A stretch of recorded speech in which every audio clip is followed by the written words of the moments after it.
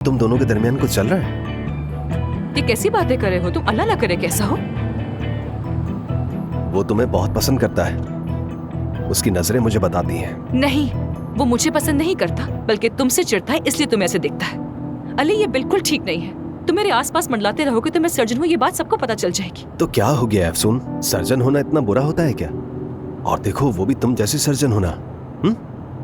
देखो, मैं उस बारे में कोई बात नहीं करना चाहती हूँ, रहने दो। वैसे तुम यूएस की शानदार जिंदगी छोड़कर यहाँ पर आए क्यों हो?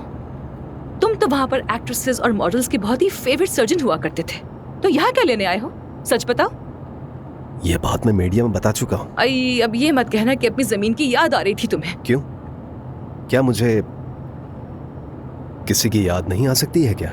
हाँ, नहीं आ सकती, क्योंकि तुम्हें जानती हूँ। चलो अच्छी बात है कि तुम मुझे जानती हो।